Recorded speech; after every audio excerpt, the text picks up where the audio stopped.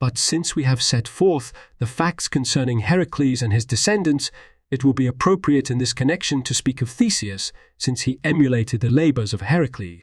Theseus, then, was born of Athra, the daughter of Pythias and Poseidon, and was reared in Troezen at the home of Pythias, his mother's father, and after he had found and taken up the tokens which, as the myths relate, had been placed by Aegeus beneath a certain rock, he came to Athens.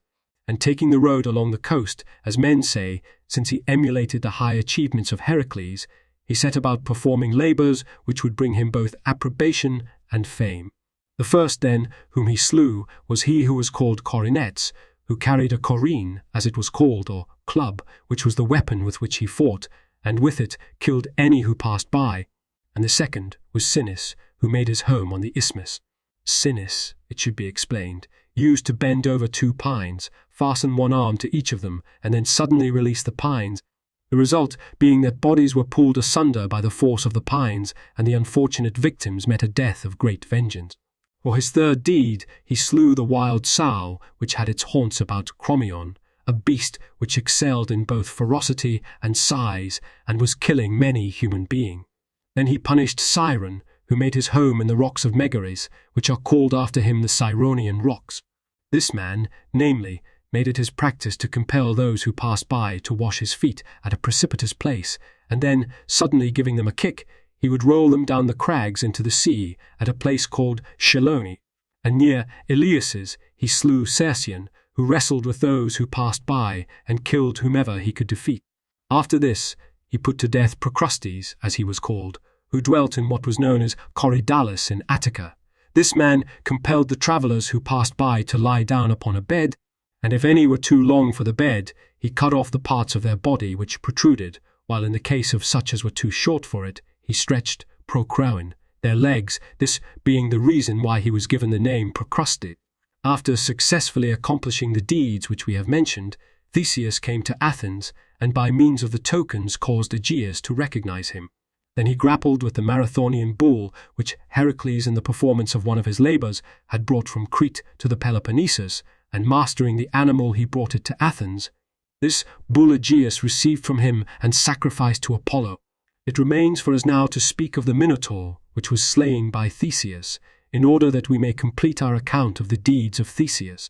But we must revert to earlier times and set forth the facts which are interwoven with this performance, in order that the whole narrative may be clear. Tectimus, the son of Dorus, the son of Helen, the son of Deucalion, sailed to Crete with Aeolians and Pelasgians and became king of the island,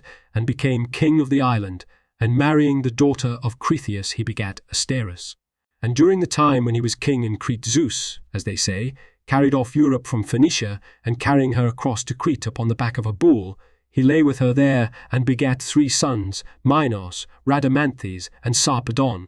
After this, Asterius, the king of Crete, took Europe to wife, and since he was without children by her, he adopted the sons of Zeus and left them at his death to succeed to the kingdom. As for these children, Rhadamanthes gave the Cretans their laws, and Minos, succeeding to the throne and marrying Etone, the daughter of Lixius, begat Lycastus, who in turn succeeded to the supreme power and marrying Ide, the daughter of Corybas, begat the second Minos, who, as some writers record, was the son of Zeus. This Minos was the first Greek to create a powerful naval force and to become master of the sea. And marrying Pasiphae, the daughter of Helios in Crete, he begat Deucalion and Catreus and Androgeos and Ariadne, and had other natural children more in number than these. As for the sons of Minos, Androgos came to Athens at the time of the Panathenaic festival, while Aegeus was king, and defeating all the contestants in the games he became a close friend of the sons of Pallas. Thereupon Aegeus, viewing with suspicion the friendship which Androgeos had formed, since he feared that Minos might lend his aid to the sons of Pallas and take from him the supreme power, plotted against the life of Androgeos. Consequently, when the latter was on his way to Thebes in order to attend a festival there, Aegeus caused him to be treacherously slain by certain natives of the region in the neighborhood of Oene in Attica. Minos, when he learned of the fate which had befallen his son, came to Athens and demanded satisfaction for the murder of Androgeos. And when no one paid any attention to him, he declared war against the Athenians and uttered imprecations to Zeus, calling down drought and famine throughout the state of the Athenians. And when drought quickly prevailed about Attica and Greece and the crops were destroyed, the heads of the communities gathered together and inquired of the god what steps they could take to rid themselves of their present evils. The god made answer to them that they should go to Aeacus, the son of Zeus and Aegine, the daughter of Asopus, and ask him to offer prayers on their behalf. And when they had done as they had been commanded, among the rest of the Greeks, the drought was broken, but among the Athenians alone it continued. Wherefore the Athenians were compelled to make inquiry of the god how they might be rid of their present evil. Thereupon the god made answer that they could do so if they would render to Minos such satisfaction for the murder of Androgeos as he might demand. The Athenians obeyed the order of the god, and Minos commanded them that they should give 7 youths and as many maidens every 9 years to the Minotaur for him to devour, for as long a time as the monster should live. And when the Athenians gave them, the inhabitants of Attica were rid of their evils and Minos ceased warring on Athens. At the expiration of 9 years, Minos came again to Attica, accompanied by a great fleet, and demanded and received the 14 young people. Now Theseus was one of those who were to set forth, and Aegeus made the agreement with the captain of the vessel that, if Theseus should overcome the Minotaur, they should sail back with their sails white, but if he died, they should be black, just as they had been accustomed to do on the previous occasion. When they had landed in Crete, Ariadne, the daughter of Minos, became enamored of Theseus, who was unusually handsome, and Theseus, after conversing with her and securing her assistance, both slew the Minotaur and got safely away, since he had learned from her the way out of the labyrinth. In making his way back to his native land, he carried off Ariadne and sailed out unobserved during the night, after which he put in at the island which at that time was called Dia, but is now called Naxos. At this same time, the myths relate, Dionysus showed himself on the island, and because of the beauty of Ariadne, he took the maiden away from Theseus and kept her as his lawful wife, loving her exceedingly. Indeed, after her death, he considered her worthy of immortal honors because of the affection he had for her, and placed among the stars of heaven the crown of Ariadne.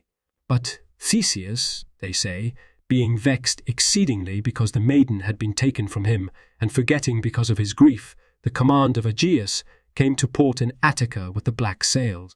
And of Aegeus we are told, witnessing the return of the ship and thinking that his son was dead, performed an act which was at the same time heroic and a calamity, or he ascended the Acropolis and then, because he was disgusted with life, by reason of his excessive grief, cast himself down from the height. After Aegeus had died, Theseus, succeeding to the kingship, ruled over the masses in accordance with the laws and performed many deeds which contributed to the aggrandizement of his native land.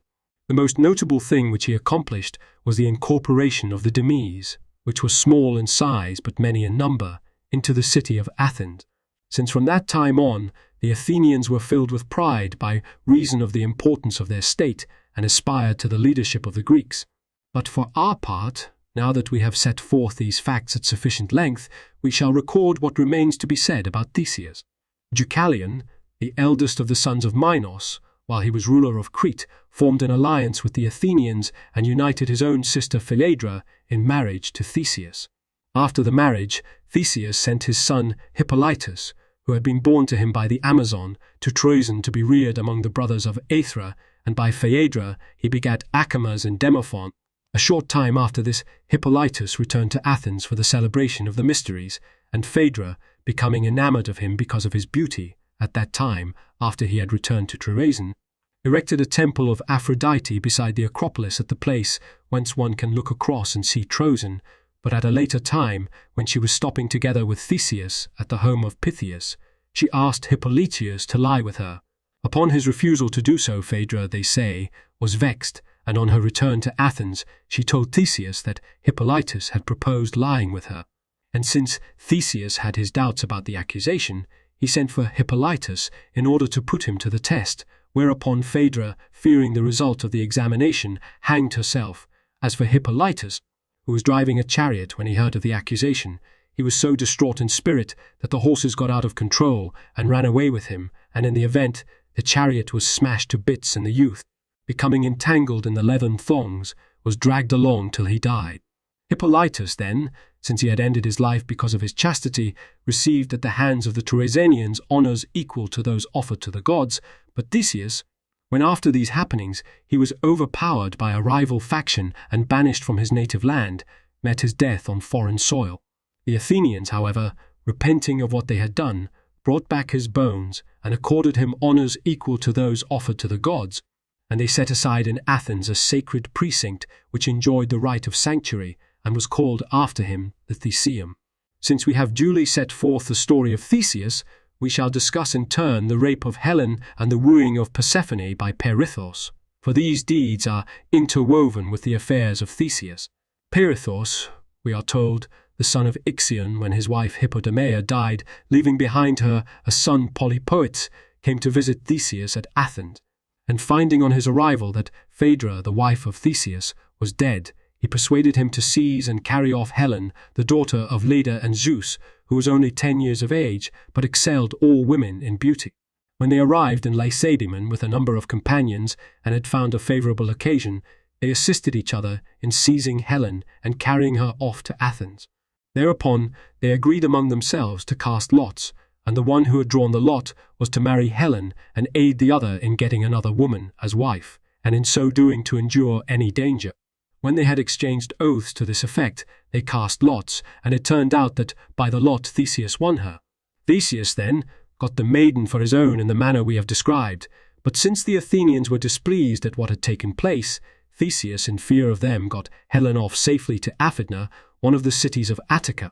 With her he stationed his mother Athra and the bravest men among his friends to serve as guardians of the maiden. Perithous now decided to seek the hand of Persephone in marriage, and when he asked Theseus to make the journey with him, Theseus at first endeavoured to dissuade him and to turn him away from such a deed as being impious. But since Perithous firmly insisted upon it, Theseus was bound by the oaths to join with him in the deed. And when they had at last made their way below to the regions of Hades, it came to pass that because of the impiety of their act they were both put in chains, and although Theseus was later let go by reason of the favour with which Heracles regarded him, Perithous, because of the impiety, remained in Hades, enduring everlasting punishment, but some writers of myths say that both of them never returned. While this was taking place, they say that Helen's brothers, the Dioscuri, came up in arms against Aphidna, and taking the city razed it to the ground, and that they brought back Helen, who was still a virgin, to Lacedaemon, and along with her, to serve as a slave, Aethra, the mother of Theseus.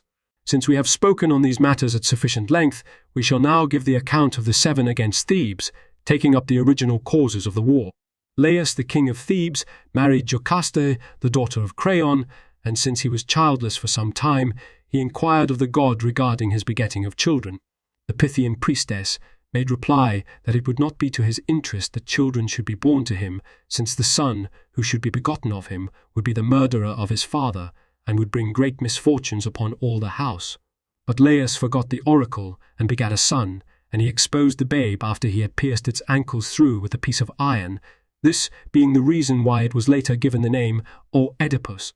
But the household slaves who took the infant were unwilling to expose it, and gave it as a present to the wife of Polybos, since she could bear no children. Later, after the boy had attained to manhood, Laius decided to inquire of the god regarding the babe which had been exposed, and Oedipus likewise, having learned from someone of the substitution which had been made in his case, set about to inquire of the Pythian priestess, who were his true parents. In Phocis, these two met face to face, and when Laius in a disdainful manner ordered Oedipus to make way for him, the latter in anger slew Laius, not knowing that he was his father. At this very time, the myths go on to say, a sphinx, a beast of double form, had come to Thebes and was propounding a riddle to anyone who might be able to solve it, and many were being slain by her because of their inability to do so. And although a generous reward was offered to the man who should solve it, that he should marry Jocaste and be king of Thebes, yet no man was able to comprehend what was propounded except Oedipus, who alone solved the riddle. What had been propounded by the Sphinx was this: what is it that is at the same time a biped, a triped, and a quadruped? And while all the rest were perplexed, Oedipus declared that the animal proposed in the riddle was man, since, as an infant, he is a quadruped, when grown a biped, and in old age a trite, using, because of his infirmity, a staff. At this answer, the Sphinx, in accordance with the oracle which the myth recounts, threw herself down a precipice, and Oedipus then married the woman who, unknown to himself, was his mother, and begat 2 sons, Eteocles and Polynices, and 2 daughters, Antigone and Ismene. When the sons had attained to manhood, they go on to say, and the impious deeds of the family became known, Oedipus, because of the disgrace, was compelled by his sons to remain always in retirement, and the young men, taking over the throne, agreed together that they should reign in alternate years. Eteocles, being the elder, was the first to reign, and upon the termination of the period he did not wish to give over the kingship. But Polynices demanded of him the throne as they had agreed, and when his brother would not comply with his demand, he fled to Argos to King Adrastus. At the same time that this was taking place, Tydeus, they say, the son of Oenius, who had slain his cousins Alcathos and Lycopius in Calydon, fled from Aetolia to Argos. Adrastus received both the fugitives kindly, and in obedience to a certain oracle, joined his daughters in marriage to them, Geer to Polynices, and Dapile to Tydeus. And since the young men were held in high esteem and enjoyed the king's favour to a great degree, Adrastus, they say, as a mark of his goodwill, promised to restore both Polynices and Tydeus to their native land, and having decided to restore Polynices first, he sent Tydeus as an envoy to Eteocles in Thebes to negotiate the return. But while Tydeus was on his way thither, we are told he was set upon from ambush by 50 men sent by Eteocles, but he slew every man of them and got through to Argos, to the astonishment of all, whereupon Adrastus, when he learned what had taken place, made preparations for the consequent campaign against Eteocles, having persuaded Capaneus and Hippomedon and Parthenopeus, the son of Atalante, the daughter of Scoenius, to be his allies in the war. Polynices also endeavoured to persuade the seer Amphiaraus to take part with him in the campaign against Thebes. And when the latter, because he knew in advance that he would perish if he should take part in the campaign, would not for that reason consent to do so, Polynices, they say, gave the golden necklace which, as the myth relates, had once been given by Aphrodite as a present to Harmonia, to the wife of Amphiaraus, in order that she might persuade her husband to join the others as their ally. At the time in question, Amphiaraus, we are told, was at variance with Adrastus, striving for the kingship, and the two came to an agreement among themselves whereby they committed the decision of the matter at issue between them to Erophile, the wife of Amphiaraus and sister of Adrastus. When Erophile awarded the victory to Adrastus, and, with regard to the campaign against Thebes, gave it as her opinion that it should be undertaken, Amphiaraus, believing that his wife had betrayed him, did agree to take part in the campaign, but left orders with his son Alcmaeon that after his death he should slay Erophile. Alcmaeon, therefore, at a later time, slew his mother according to his father's injunction, and because he was conscious of the pollution he had incurred, he was driven to madness. But Adrastus and Polynices and Tydeus, adding to their number 4 leaders, Amphiaraus, Capaneus, Hippomedes, Hippomedon, and Parthenopeus, the son of Atalante, the daughter of Scoenius, set out against Thebes, accompanied by a notable army. After this, Eteocles and Polynices slew each other. Capaneus died while impetuously ascending the wall by a scaling ladder, and as for Amphiaraus, the earth opened, and he together with his chariot fell into the opening and disappeared from sight. When the rest of the leaders, with the exception of Adrastus, had likewise perished and many soldiers had fallen, the Thebans refused to allow the removal of the dead, and so Adrastus left them unburied and returned to Argos. So the bodies of those who had fallen at the foot of the Cadmea remained unburied, and no one had the courage to enter them, but the Athenians, who excelled all others in uprightness, honoured with funeral rites all who had fallen at the foot of the Cadmea. As for the 7 against Thebes, such then was the outcome of their campaign. But their sons, who were known as Epigoni, being intent upon avenging the death of their fathers, decided to make common cause in a campaign against Thebes, having received an oracle from Apollo that they should make war upon this city, and with Alcmaeon, the son of Amphiaraus, as their supreme commander. Alcmaeon, after they had chosen him to be their commander, inquired of the god concerning the campaign against Thebes, and also concerning the punishment of his mother Erophile. And Apollo replied that he should perform both these deeds, not only because Eriphyle had accepted the golden necklace in return for working the destruction of his father, but also because she had received a robe as a reward for securing the death of her son. For Aphrodite, as we are told in ancient times, had given both the necklace and a robe as presents to Harmonia, the daughter of Cadmus, and Eriphyle had accepted both of them, receiving the necklace from Polynices and the robe from Lysandras, the son of Polynices, who had given it to her in order to induce her to persuade her son to make the campaign against Thebes. Alcmaeon, accordingly, gathered soldiers not only from Argos, but from the neighboring cities as well, and so had a notable army as he set out on the campaign against Thebes. The Thebans drew themselves up against him, and a mighty battle took place in which Alcmaeon and his allies were victorious, and the Thebans, since they had been worsted in the battle and had lost many of their citizens, found their hopes shattered. And since they were not strong enough to offer further resistance, they consulted the seer Tiresias, who advised them to flee from the city, for only in this way, he said, could they save their lives. Consequently, the Cadmeans left the city, as the seer had counseled them to do, and gathered for refuge by month in a place in Boeotia called Tilphosaeum. Thereupon, the Epigoni took the city and sacked it, and capturing Daphne, the daughter of Tiresias, they dedicated her, in accordance with a certain vow, to the service of the temple at Delphi as an offering to the god of the first fruits of the booty. This maiden possessed no less knowledge of prophecy than her father, and in the course of her stay at Delphi, she developed her skill to a far greater degree. Moreover, by virtue of the employment of a marvelous natural gift, she also wrote oracular responses of every sort, excelling in their composition.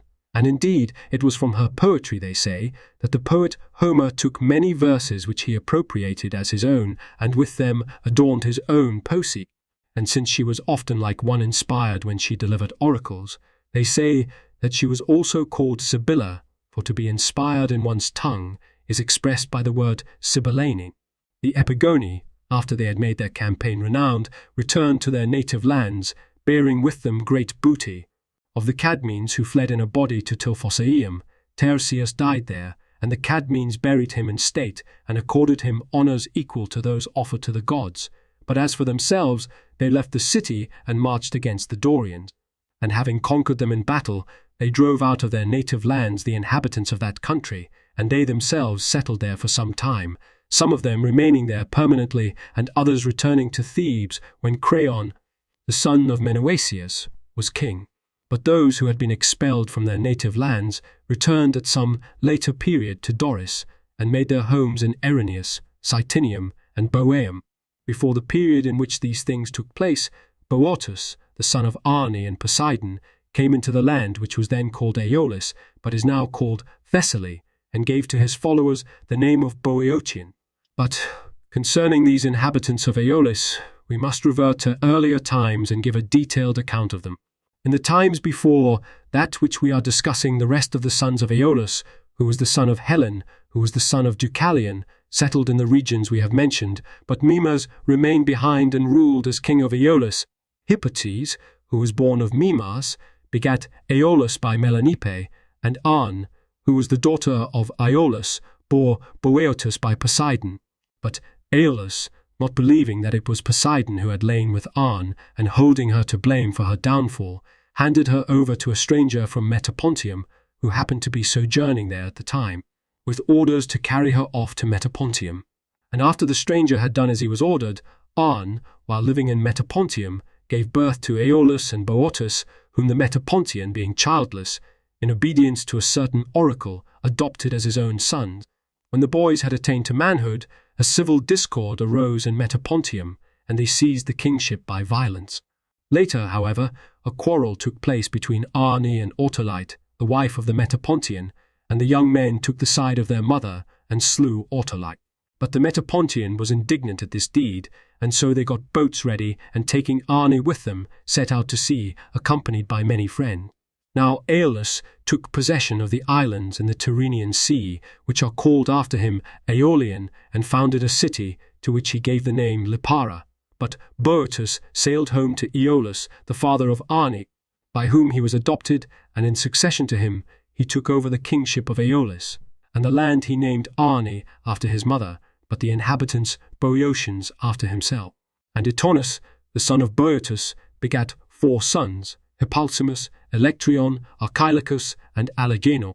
Of these sons, Hippalcimus begat Penelos, Electrion begat Latus, Allergenor begat Clonius, and Archilochus begat Prothoenor and Arcesilaus, who were the leaders of all the Boeotians in the expedition against Troy.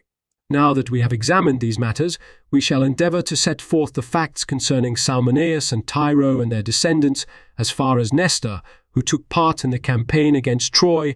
Salmoneus was a son of Aeolus, who was the son of Helen, who was the son of Deucalion, and setting out from Aeolis with a number of Aeolians, he founded a city in Elaea on the banks of the river Alphaeus, and called it Salmonia after his own name. And marrying Alcidice, the daughter of Elias, he begat by her a daughter, her who was given the name Tyro, a maiden of surpassing beauty. When his wife Alcidice died, Salmoneus took for a second wife Sidero, as she was called, who treated Tyro unkindly, as a stepmother would.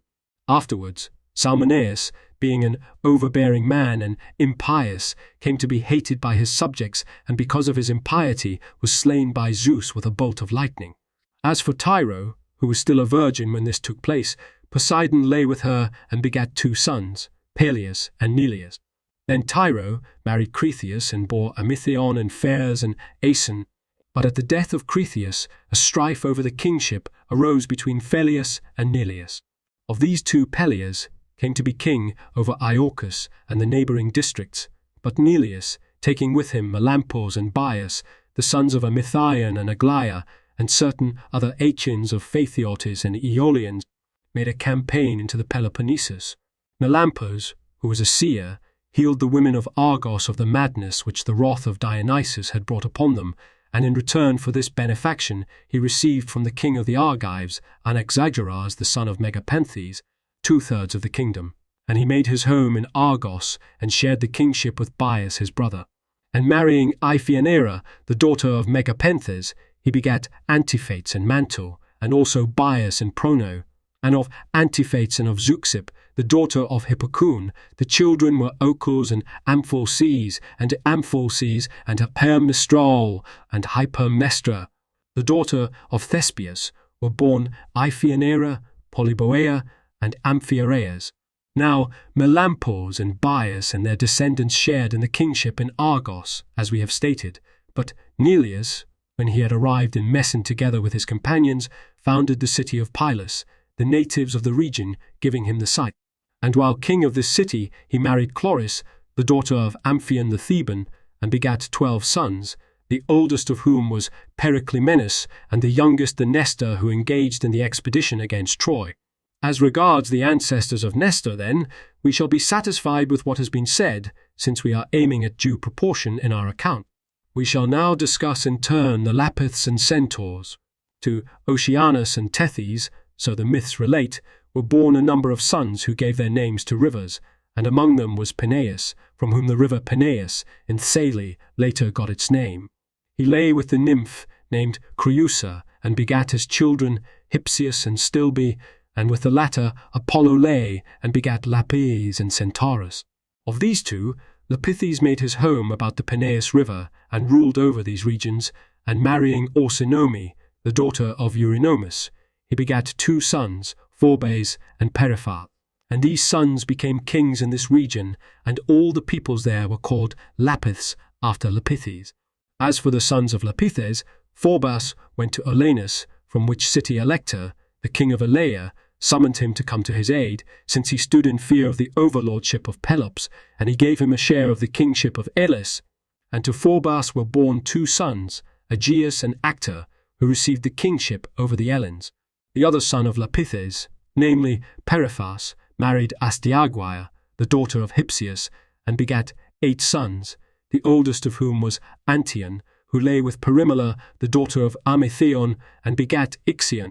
He, the story goes, having promised that he would give many gifts of wooing to Aeneas, married Dia, the daughter of Aeneas, by whom he begat Perithal. But when afterward Ixion would not pay over the gifts of wooing to his wife, Aeneas took as security for these his mares. Ixion thereupon summoned Aeneas to come to him, assuring that he would comply in every respect, but when Aeneas arrived, he cast him into a pit which he had filled with fire. Because of the enormity of this crime, no man, we are informed, was willing to purify him of the murder. The myths recount, however, that in the end he was purified by Zeus, but that he became enamored of Hera and had the temerity to make advances to her.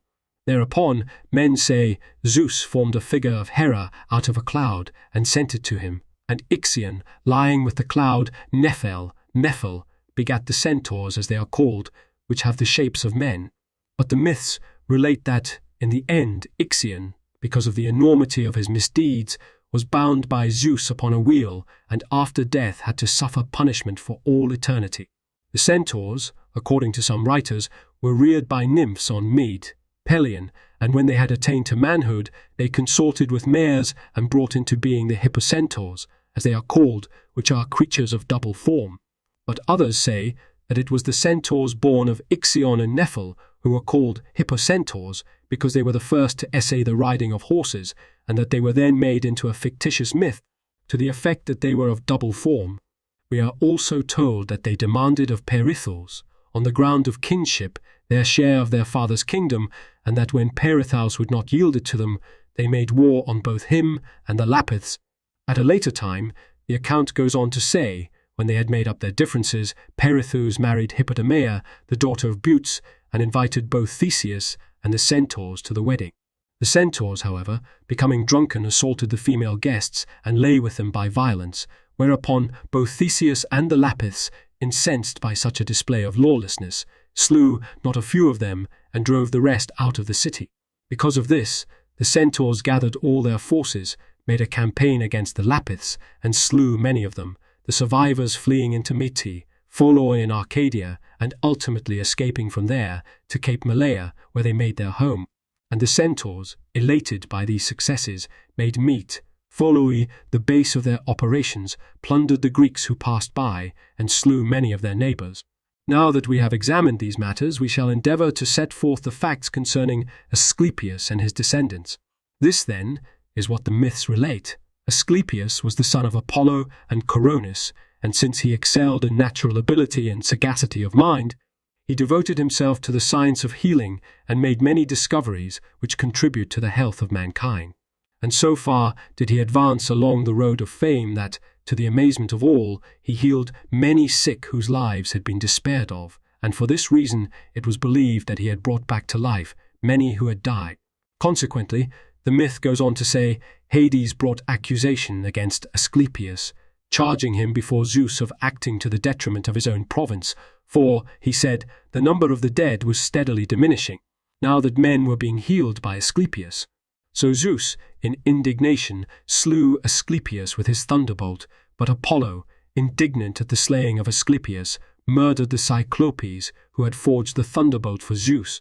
But at the death of the Cyclopes, Zeus was again indignant, and laid a command upon Apollo that he should serve as a laborer for a human being, and that this should be the punishment he should receive from him for his crime.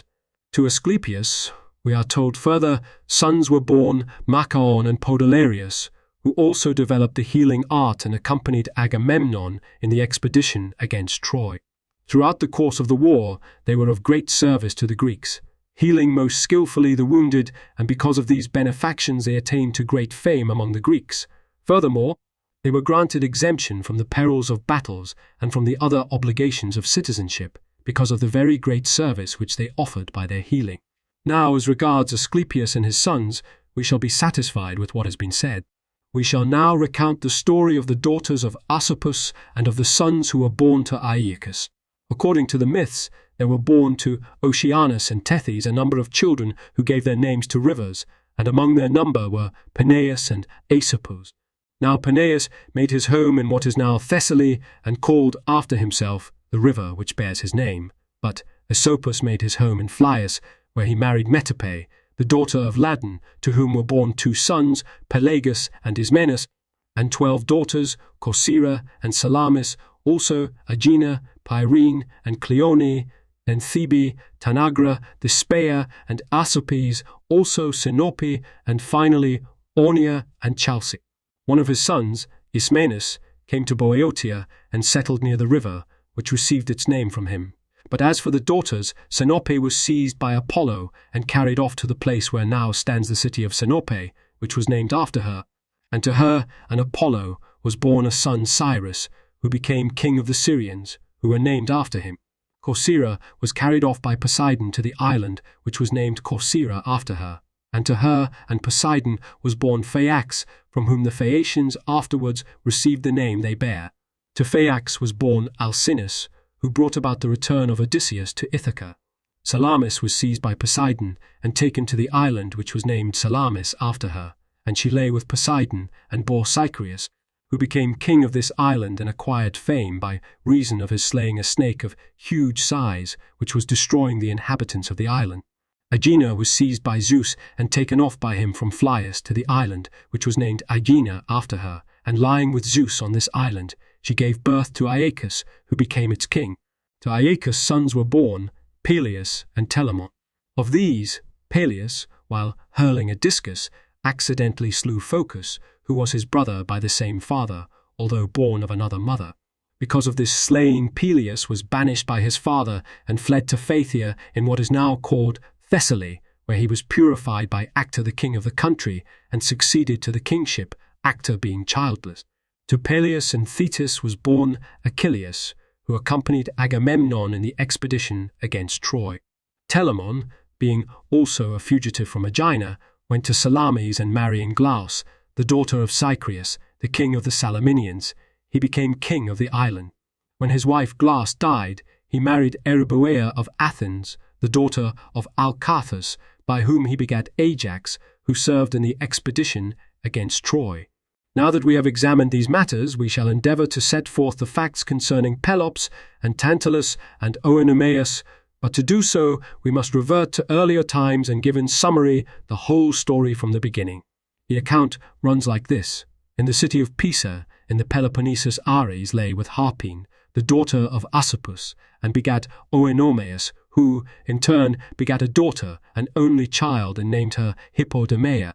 And once, when he consulted an oracle about the end of his life, the god replied to him that he should die whenever his daughter Hippodamia should marry. Consequently, we are told, he proceeded cautiously regarding the marriage of his daughter and decided to see that she was kept a virgin, assuming that only in this way could he escape from the danger which her marriage would entail. And so, since there were many suitors for the girl's hand, he proposed a contest for any who wished to marry her, the conditions being that the defeated suitor must die, but whoever should win would have the girl in marriage. The contest he set was a chariot race from Pisa to the altar of Poseidon on the Isthmus of Corinth, and the starting of the horses he arranged as follows. Oenomaus was to be sacrificing a ram to Zeus when the suitor should set out, driving a chariot drawn by 4 horses. Then, when the sacrifice had been completed, Oenomaus was to begin the race and make after the suitor, having a spear and Myrtilus as his driver. And if he should succeed in overtaking the chariot which he was pursuing, he was to smite the suitor with the spear and slay him. By employing this method, he kept overtaking the suitors as they appeared, his horses being swift, and was slaying them in great numbers. But when Pelops, the son of Tantalus, came to Pisa and looked upon Hippodamia, he set his heart upon marrying her, and by corrupting Myrtilus, the charioteer of Oenomaus, and thus securing his cooperation toward winning the victory, he was the first to arrive at the altar of Poseidon on the isthmus. And Oenomaus, believing that the oracle had been fulfilled, was so disheartened by grief that he removed himself from life. In this way, then, Pelops got Hippodamia for his wife, and succeeded to the sovereignty of Pisa, and increasing steadily in power by reason of his courage and his wisdom. He won over to himself the larger number of those who dwelt in the Peloponnesus, and called the land after his own name, Peloponnesus. And since we have made mention of Pelops, we must also relate the story concerning his father Tantalus, in order that we may omit nothing which deserves to be made known. Tantalus was a son of Zeus, and he possessed surpassing wealth and renown, dwelling in that part of Asia which is now called Paphlagonia. And because of his noble descent from Zeus his father, he became, as men say, a very especial friend of the gods. At a later time, however, He did not bear as a human being should the good fortune which came to him, and being admitted to the common table of the gods and to all their intimate talk as well. He made known to men happenings among the immortals which were not to be divulged. For this reason he was chastened while yet in this life, and after his death, as the myths relate, was condemned to eternal punishment by being rated in Hades among the empires. To him were born a son Pelops and a daughter Niobe, and Niobe became the mother of 7 sons and an equal number of daughters, maids of exceeding beauty. And since she gave herself haughty airs over the number of her children, she frequently declared in boastful way that she was more blessed in her children and was Leto. At this, so the myths tell us, Leto in anger commanded Apollo to slay with his arrows the sons of Niobe and Artemis the daughters. And when these two hearkened to the command of their mother and slew with their arrows the children of Niobe at the same time, it came to pass that immediately, almost in a single moment, that woman was both blessed with children and childless. But since Tantalus, after he had incurred the enmity of the gods, was driven out of Paphlagonia by Ilus, the son of Tros, we must also set forth all that relates to Ilus and his ancestors. The first to rule as king over the land of Troy was Teucrus, the son of the river god Scamandrus and a nymph of Mit, Ida. He was a distinguished man, and caused the people of the land to be called Teucrians after his own name. To Teucrus was born a daughter Batea, whom Dardanus, the son of Zeus, married, and when Dardanus succeeded to the throne, he called the people of the land Dardanians after his own name, and founding a city on the shore of the sea, he called it also Dardanus after himself. To him a son Erichthonius was born, who far excelled in good fortune and in wealth. Of him the poet Homer writes, "The wealthiest was he of mortal men. 3,000 mares he had that grazed throughout his marshy pastures." To Erichthonius was born a son Tros, who called the people of the land Trojans after his own name. To Tros were born 3 sons, Ilus, Assaracus, and Ganymedes. Ilus founded in a plain a city which was the most renowned among the cities in the Troad, giving it after himself the name Ilium. And to Ilus was born a son Laomedon, who begat Tithonus and Priam. And Tithonus, after making a campaign against those parts of Asia which lay to the east of him, and pushing as far as Ethiopia, begat by Eos, as the myths relate, Memnon, who came to the aid of the Trojans and was slain by Achilles, whereas Priam married Hecabe and begat, in addition to a number of other sons, Hector, who won very great distinction in the Trojan War. Assaracus became king of the Dardanians and begat Capys, whose son was Anchises, who by Aphrodite begat Aeneas, the most renowned man among the Trojans. And Ganymedes, who excelled all men in beauty, was snatched up by the gods to serve as the cupbearer of Zeus. But now that we have examined these matters, we shall endeavour to set forth what relates to Daedalus, the Minotaur, and the expedition of Minos into Sicily against King Cocculus. Daedalus was an Athenian by birth, and was known as one of the clan named Erecthids, since he was the son of Metion, the son of Eupalamous, the son of Erechtheus. In natural ability he towered far above all other men, and cultivated the building art, the making of statues and the working of stone. He was also the inventor of many devices which contributed to the advancement of his art, and built works in many regions of the inhabited world, which aroused the wonder of men. In the carving of his statues, he so far excelled all other men that later generations invented the story about him that the statues of his making were quite like their living models. They could see, they said, and walk and, in a word, preserved so well the characteristics of the entire body that the beholder thought that the image made by him was a being endowed with life.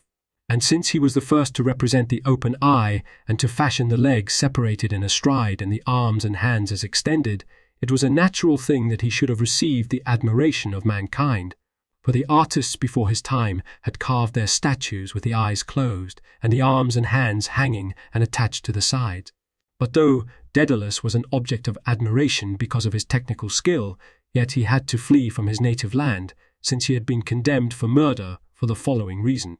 Talos, a son of the sister of Daedalus, was receiving his education in the home of Daedalus while he was still a lad in years. But being more gifted than his teacher, he invented the potter's wheel, and then, when once he had come by chance upon a jawbone of a snake, and with it had sawn through a small piece of wood, he tried to imitate the jaggedness of the serpent's teeth. Consequently, he fashioned a saw out of iron, by means of which he would saw the lumber which he used in his work, and for this accomplishment he gained the reputation of having discovered a device which would be of great service to the art of building.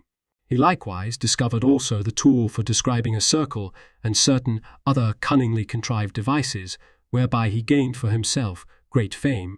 But Daedalus, becoming jealous of the youth and feeling that his fame was going to rise far above that of his teacher, treacherously slew the youth. And being detected in the act of burying him, he was asked what he was burying, whereupon he replied, "I am inhuming a snake." Here a man may well wonder at the strange happening that the same animal that led to the thought of devising the saw should also have been the means through which the murder came to be discovered. And Daedalus, having been accused and adjudged guilty of murder by the court of the Areopagites, at first fled to one of the demes of Attica, the inhabitants of which, we are told, were named after him Daedalidae. Afterwards, Daedalus made his escape out of Attica to Crete, where, being admired because of the fame of his art, he became a friend of Minos, who was king there. Now, according to the myth which has been handed down to us, Pasiphae, the wife of Minos, became enamored of the bull, and Daedalus, by fashioning a contrivance in the shape of a cow, assisted Pasiphae to gratify her passion. In explanation of this, the myths offer the following account. Before this time, it had been the custom of Minos annually to dedicate to Poseidon the fairest bull born in his herds and to sacrifice it to the god.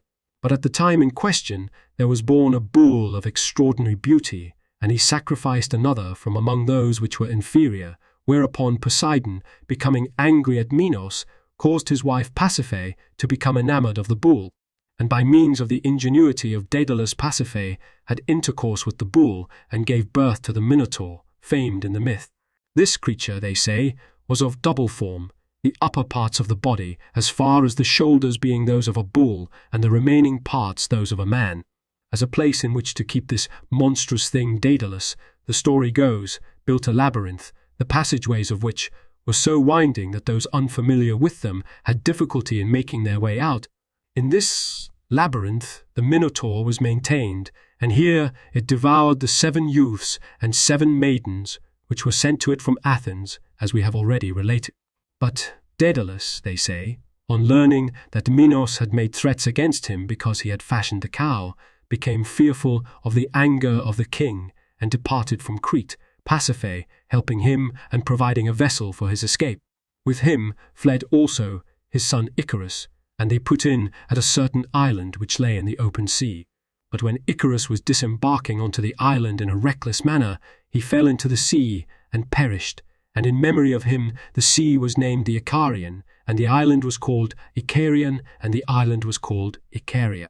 Daedalus, however, sailing away from this island, landed in Sicily near the territory over which Cocculus reigned as king, who courteously received Daedalus, and because of his genius and his renown, made him his close friend. But certain writers of myths have the following account. Daedalus remained a while longer in Crete, being kept hidden by Pasiphae, and King Minos, desiring to wreak vengeance upon him and yet being unable to find him, caused all the boats which were on the island to be searched, and announced that he would give a great sum of money to the man who should discover Daedalus. Thereupon Daedalus, despairing of making his escape by any boat, fashioned with amazing ingenuity wings, which were cleverly designed and marvellously fitted together with wax, and fastening these on his son's body and his own, he spread them out for flight to the astonishment of all, and made his escape over the open sea which lies near the island of Crete. As for Icarus, because of the ignorance of youth, he made his flight too far aloft and fell into the sea, when the wax which held the wings together was melted by the sun, whereas Daedalus, by flying close to the sea and repeatedly wetting the wings, made his way in safety, marvellous to relate, to Sicily. Now, as for these matters, even though the myth is a tale of marvel, we none the less have thought it best not to leave it unmentioned. Daedalus spent a considerable time with Cocculus and the Sicani, being greatly admired for his very great skill in his art. And on this island he constructed certain works which stand even to this day. For instance, near Megaris, he ingeniously built a columbathra, as men have named it, from which a great river called the Alabon empties into the sea, which is not far distant from it. Also in the present territory of Acragas, on the Camicus River, as it is called, he built a city which lay upon a rock and was the strongest of any in Sicily, and altogether impregnable to any attack by force. For the ascent to it he made narrow and winding, building it in so ingenious a manner that it could be defended by 3 or 4 men.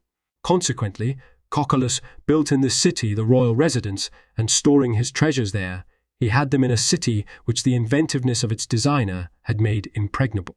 A third construction of his, in the territory of Selinus, was a grotto where he so successfully expelled the steam caused by the fire, which burned in it, that those who frequented the grotto got into a perspiration imperceptibly because of the gentle action of the heat, and gradually, and actually, with pleasure to themselves, they cured the infirmities of their bodies without experiencing any annoyance from the heat.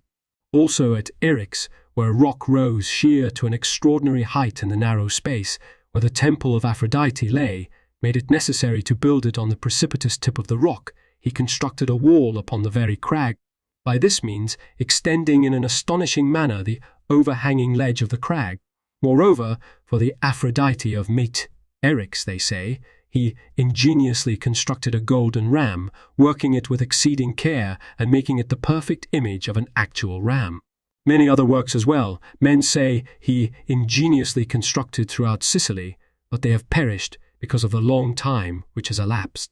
Minos, the king of the Cretans, who was at that time the master of the seas, when he learned that Daedalus had fled to Sicily, decided to make a campaign against that island.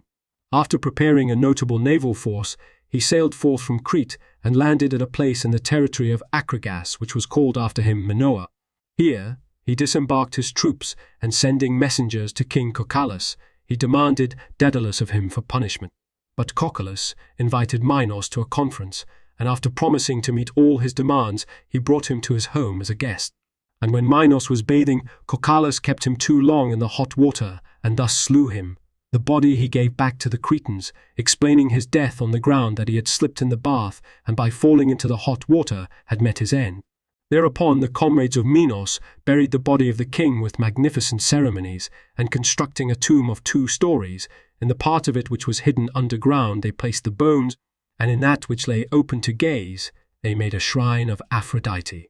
Here Minos received honors over many generations, the inhabitants of the region offering sacrifices there in the belief that the shrine was Aphrodite's. But in more recent times, after the city of the Acragantini had been founded, and it became known that the bones had been placed there, it came to pass that the tomb was dismantled and the bones were given back to the Cretans, this being done when Thayer was lord over the people of Acragas.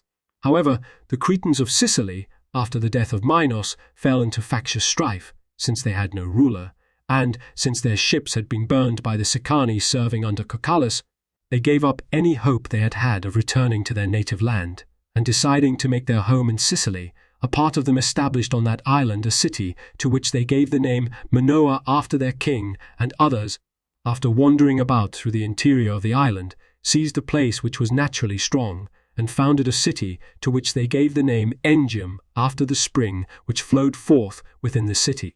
And at a later time, after the capture of Troy, when Meriones the Cretan came to shore in Sicily, they welcomed, because of their kinship to them, the Cretans who landed with him and shared with them their citizenship, and using as their base a well-fortified city, and having subdued certain of the neighboring peoples, they secured for themselves a fairly large territory, and growing steadily stronger, all the while they built a temple to the mothers, and accorded these goddesses unusual honors, adorning their temple with many votive offering.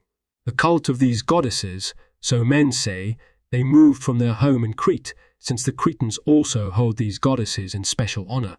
The account which the myths preserve of the mothers runs like this. They nurtured Zeus of old without the knowledge of his father Cronus, in return for which Zeus translated them into the heavens and designated them as a constellation which he named the Bears. And Aratus agrees with this account when he states in his poem on the stars, turned backwards, then upon their shoulders are the bears. If true it be that they from Crete into the heavens mounted by the will of mighty Zeus, For that, when he was babe in fragrant Dicton near the Idaean Mount, they set him in a cave and nurtured him a year, the while Curates Dictaean practised deceit on Cronus. There is no reason why we should omit to mention the sanctity of these goddesses and the renown which they enjoy among mankind. They are honoured indeed, not only by the inhabitants of this city, but certain of the neighbouring peoples also glorify these goddesses with magnificent sacrifices and every other kind of honour. Some cities were indeed commanded by oracles from the Pythian god to honour the goddesses, being assured that in this way the lives of their private citizens would be blessed with good fortune and their cities would flourish.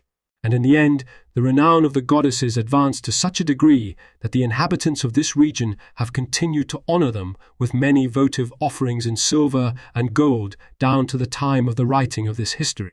For instance, a temple was built there for them, which not only excels in size, but also occasions wonder by reason of the expense incurred in its construction.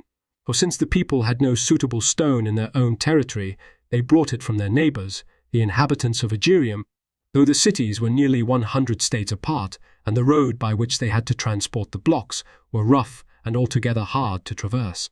For this reason, they constructed wagons with 4 wheels and transported the stone by the use of 100 span of oxen. Indeed, because of the vast quantity of the sacred properties of the temple, they were so plentifully supplied with means that, by reason of their abundant prosperity, they took no account of the expense, for only a short time before our day, the goddesses possessed 300 head of sacred cattle and vast holdings of land, so that they were the recipients of great revenue. But now that we have discoursed upon these matters at sufficient length, we shall next undertake to write about Aristeus. Aristeus was the son of Apollo and Cyrene, the daughter of Hypsias, the son of Peneus, and the manner of his birth is given by certain writers of myths as follows. Apollo became enamoured of a maiden by the name of Cyrene, who was reared in the neighbourhood of Mete, Pelion, and was of surpassing beauty, and he carried her off from there to that part of the land of Libya, where in later times he founded a city, and named it after her Cyrene. Now Apollo begat by Cyrene in that land a son Aristeus, and gave him, while yet a babe, into the hands of the nymphs to nurture, and the latter bestowed upon him 3 different names, calling him, that is, Nomius, Aristeus, and Agrius. He learned from the nymphs how to curdle milk, to make beehives, and to cultivate olive trees, and was the first to instruct men in these matters. And because of the advantage which came to them from these discoveries, the men who had received his benefactions rendered to Aristeus honours equal to those offered to the gods, even as they had done in the case of Dionysus. After this, they say, Aristeus went to Boeotia, where he married one of the daughters of Cadmus, Autonoe, to whom was born Actaeon, who, as the myths relate, was torn to pieces by his own dogs. The reason for this bad turn of fortune of his, as some explain it, was that, presuming upon his dedication to Artemis of the first fruits of his hunting, he purposed to consummate the marriage with Artemis at the temple of the goddess. But according to others, it was because he represented himself as superior to Artemis in skill as a hunter. But it is not incredible that it was for both these reasons that the goddess became angry, or whether Actaeon made an improper use of the spoils of his hunting to satisfy his own desire upon her who has no part in marriage, or whether he was so bold as to assert that, as a hunter, he was to be preferred above her, before whom even gods withdraw from rivalry in the chase, all would agree that the goddess was justified in having become indignant at him. And, speaking generally, we may well believe that, when he had been changed into the form of one of the animals which he was wont to hunt, he was slain by the dogs which were accustomed to prey upon the other wild beasts. As for Aristeus, after the death of Actaeon, we are told, he went to the oracle of his father, Apollo, who prophesied to him that he was to change his home to the island of Ceos, and told him likewise of the honours which would be his among the Scenes. To this island he sailed, but since a plague prevailed throughout Greece, the sacrifice he offered there was on behalf of all the Greeks. And since the sacrifice was made at the time of the rising of the star Sirius, which is the period when the Etesian winds customarily blow, the pestilential diseases, we are told, came to an end. Now the man who ponders upon this event may reasonably marvel at the strange turn which fortune took. For the same man who saw his son done to death by the dogs likewise put an end to the influence of that star which, of all the stars of heaven, bears the same name and is thought to bring destruction upon mankind, and by so doing was responsible for saving the lives of the rest. We are further informed that Aristeas left descendants behind on the island of Chios and then returned to Libya, from where he set forth with the aid of his mother, a nymph, and put ashore on the island of Sardinia.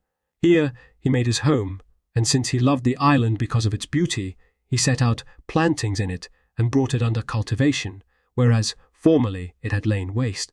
And after this he visited other islands and spent some time in Sicily, where, because of the abundance of the fruits on the island and the multitude of flocks and herds which grazed there, he was eager to display to its inhabitants the benefactions which were his to bestow. Consequently, among the inhabitants of Sicily, as men say, Aristeas received a special honor as a god, in particular by those who harvested the fruit of the olive tree. And finally, as the myths relate, he visited Dionysus in Thrace and was initiated into his secret rites, and during his stay in the company of the god he learned from him much useful knowledge. And after dwelling some time in the neighborhood of Mount Haemus, he never was seen again of men, and became the recipient of immortal honors, not only among the barbarians of that region, but among the Greeks as well. But as regards Aristeas, we shall rest content with what has been said, and we shall next endeavor to set forth what relates to Daphnes and Eryx.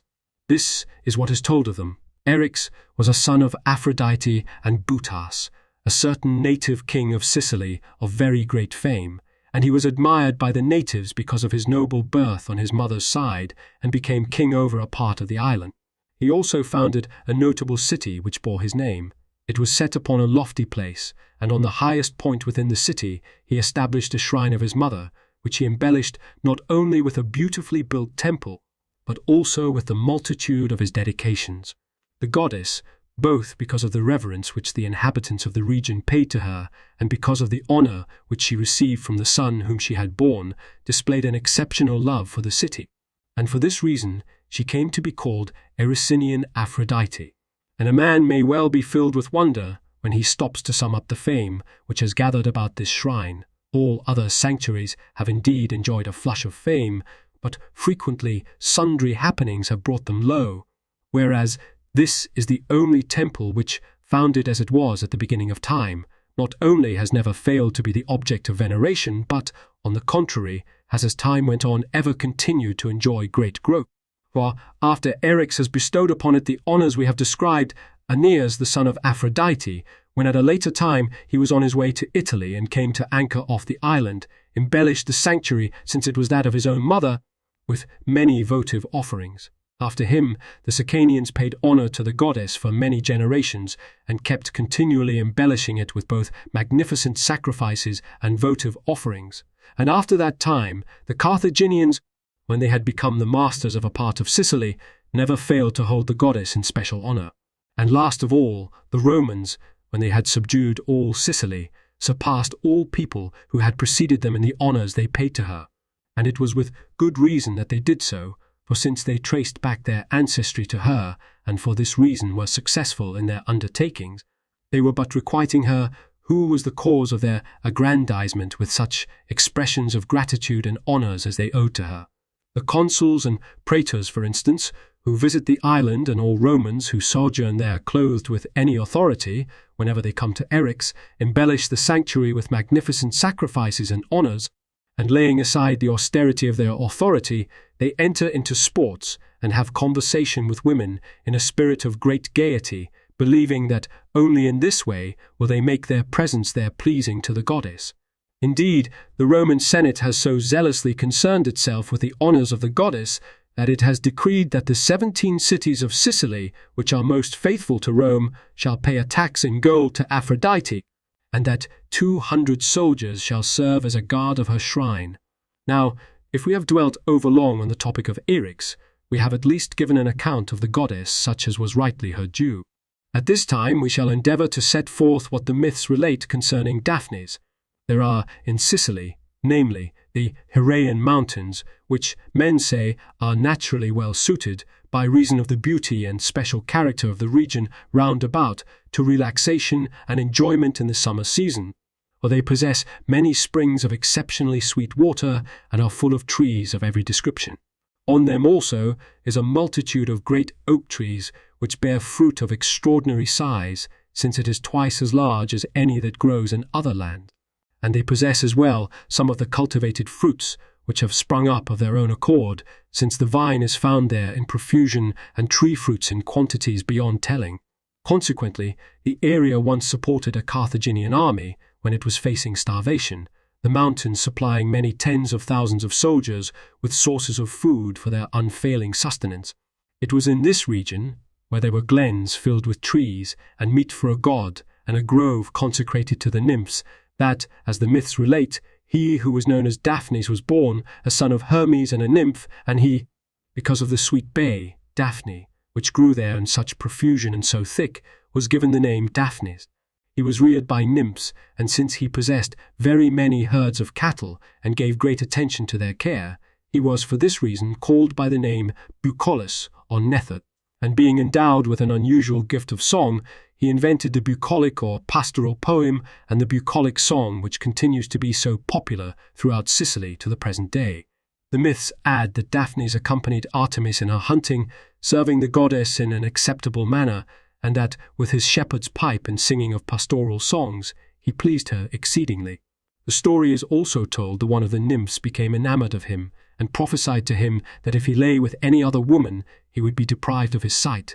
And indeed, when once he had been made drunken by a daughter of a king, and had lain with her, he was deprived of his sight in accordance with the prophecy delivered by the nymph. As for Daphnis, then, let what we have said suffice. We shall now recount what the myths relate about Orion. The story runs like this. Orion, far surpassing in size and strength of body all the heroes of whom we have record, was a lover of the chase and the builder of mighty works by reason of his great strength and love of glory. In Sicily, for instance, for Zanclus, who was king at that time of the city, which was called at that time after him Zancle, but now Messon, he built certain works, and among them he formed the harbour by throwing up a mole and made the act, as it is called. And since we have mentioned Messene, we think it will not be foreign to our purpose to add to what has been set forth thus far what men have written about the strait. The ancient mythographers, that is, say that Sicily was originally a peninsula, and that afterward it became an island, the cause being somewhat as follows. The isthmus, at its narrowest point, was subjected to the dash of the waves of the sea on its two sides, and so a gap, hegma, was made, and a regnus thigh, and for this reason the spot was named Region, and the city, which was founded many years later, received the same appellation as the place. Some men say, however, that mighty earthquakes took place, and the neck of what was the mainland was broken through, and in this way the strait was formed, since the sea now separated the mainland from the island. But the poet Hesiod states the very opposite, namely, that when the sea extended itself in between, Orion built out the headland which lies at Pelorus, and also erected there the sanctuary of Poseidon, which is held in special honour by the natives. After he had finished these works, he removed to Euboea and made his home there, and then, because of his fame, he was numbered among the stars of heaven, and thus won for himself important remembrance. And he is also mentioned by the poet Homer in his Nicaea, when he says, "And after him I marked Orion huge, driving wild beasts together o'er the mead of Asphodel, the beasts that he himself had slain on lonely hills. And in his hands he held a mace, ever unbroken, all of bronze. Likewise, to show forth also his great size, whereas he had spoken before of the Aloiadae, that at 9 years of age they were 9 cubits in breadth and an equal number of fathoms in height, he adds, these were the tallest men that ever earth, giver of grain, did rear, and goodliest by far, save for Orion, famed abroad. But for our part, since we have spoken, in accordance with the plan which we announced at the beginning, at sufficient length about the heroes and demigods, at this point we shall close the present book. The Lord Editor's notes. 1. According to Plutarch, Theseus. 3. When Aegeus suspected that Athra, the daughter of Pythias, was with child by him, he left a sword and a pair of sandals under a great rock, and commanded Aethra, if a son were born to her, and if he were able to lift the rock, to send the youth to him with the token. 2. Club bearer. 3. Called also Pitiocamptes, pine bender. Aristophanes, The Frogs, 996, makes Euripides build out of the myth a word of Ascalean size, sarcasmopituo campti, flesh-tearing pinders, with which to describe two characters of a Siculus. 4 or anguish. Cap. Critical note. The critical note to the Greek text at meta megales temorias telutan reads, Vogel suggests talaporias, anguish.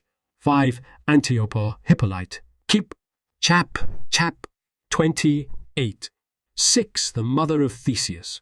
7. On the southwestern slope of the Acropolis. CP. Judaisch, Topography von Athentu, 324. 8. Literally, pulled him after them by the reins. 9. On the island of Syros. Kep. Plutarch, Theseus, 35. 10. But in chap.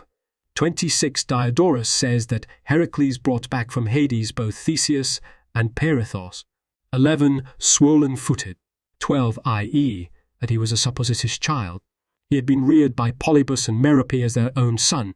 13. Ancient art usually represented the Sphinx with a woman's head and bust on the body of a lioness. 14. Kep. Matthew Prior, 2 riddles. Tell me, what animal is that which has 4 feet at morning bright, has 2 at noon, and 3 at night? 15. The Acropolis of Thebes.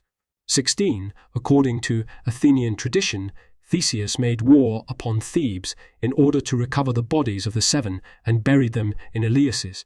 The Athenians took great pride in this achievement, Cep. Herodotus, 9.27, it being made the theme of the suppliants of Euripides and of the lost Eleusinians of Ascalus of Aeschylus. 17. Afterborn, one of the cyclic epics, told of their attack upon Thebes. 18. I.e. Doris. 19. In Book 5.7, 5 Diodorus states that this city was named after Liparus. 20. Ixion was the father both of the centaurs and of Perithos. 21. The text of the preceding sentences has been suspected. Contrary to the accepted tradition, Diodorus makes the centaurs, not the Lapiths, victorious and locates the ultimate home of the Lapiths, not of the centaurs, on Cape Malea. 22. Literally, liturgies. Diodorus throws back into mythological times the liturgic services of many Greek cities, which were performed in turn and at their own expense by wealthier citizens, such as the equipping and maintenance of a warship, the training of a chorus for dramatic performance, or of a team of men from each tribe for the torch race and the like. 23. She F. The Odyssey, 13.1 F. 24. About 80 miles, as the crow flies, but there was no direct road between the 2 points. 25. Island of Pelops. 26. Leto was the mother of Apollo and Artemis. 27. This nymph was later known by the name Idaea. 28. Iliad, 20.220-21. 29. Perhaps Assyria is meant. Keep. Vol. Fall. 1. 422, Note 2. 30. I.e. Descendants of Daedalus. A deme by this name is known in Attica. It was probably composed chiefly of craftsmen who claimed descent from Daedalus. 31. CP. Chap. 61. 32. Swimming bath, probably a kind of reservoir, at least some contrivance to control the floods of the river. 33. In Strabo, 6.26, Kamishi is called the royal residence of Cocalus. Camicus was the name of both a city and a river. 34. Just such a tomb as this, the upper story serving as a temple and the lower structure forming a sepulchre, has been found at Kossus in Crete, see Sir Arthur Evans, the Palace of Minos, 4.959 F. The residence of the priest of the temple lay not far from the tomb. The discovery is striking evidence for the trustworthiness of many details of the old sagas. 35. Theron died in 472 BCE, after he had been tyrant of Acragas for 16 years. Book 11.53. 36. Called Engium by Plutarch, Marcellus, 20, where there is an interesting instance of the awe which the inhabitants felt for the mothers mentioned below. 37. The Sicilian counterpart of the Mother Rhea of the Cretans. 38. Phenomena, 30-35, 2 by Mayer in the LCLE. 39. i.e. Engium. 40. The native city of Diodorus. or 41 CP. The account of Apollo and Cyrene in Pindar, Pythian Odes, 9.5 F, 42 IE, to make cheese. 43 IE, another name for Sirius, was the dog star. 44 IE, he could not save his own son, but he saved everyone else. 45, the text is corrupt. In the preceding chapter, it is stated that Aristeas was reared by the nymphs, and there is no suggestion that his mother Cyrene was a nymph. Diodorus may have written, led, or persuaded, by Nymphe, or by a nymph, who was a friend of his mother, Aristeas set forth, etc. 46 IE, on Mount Eryx. 47 Thucydides, 6.45, says that the Sicels gave it this name because the place was sickle-shaped, for the sickle-shaped saw a sickle zanklon, or 48 Promontory. 49 the present Straits of Messina. 50 Regium. 51 Frog. 183 Astronomia 18 Arzac. 52 the northeast tip of Sicily. 53 Odyssey 11.572.5. 54 this is the title which the ancients gave to the 11th book of the Odyssey, which contains the story of the descent of Odysseus into the underworld and of his meetings with the dead. 55 Otus and Ephialtes, the sons of Aloeus and Iphimedea. 56 Odyssey 11.309, 10. 57 CP. Chap 1.5. Thayer's notes, a mode of torture and execution that we hear about here and there, but I only know of mythological or at best semi-legendary instances. Among Christian saints, at least 2, Corona, Thric, and Strato, are said to have been killed this way. Here is a depiction of the martyrdom of St. Corona from the church of S. Maria Assunta in Otricoli, Umbria. If you know of a firm historical case, I'd appreciate hearing from you, naturally. E.C. Allen's star names, 422. The previous next to images with borders lead to more information. The thicker the border, the more information. Details here, up to Diodorus, classical texts, Lacus Curtius, Homer page or image on this site is in the public domain only if its URL has a total of 1 asterisk. If the URL has 2 asterisks, the item is copyright someone else and used by permission or fair use. If the URL has none, the item is C. Bill Thayer. See my copyright page for details and contact information. Page updated 1 May 18.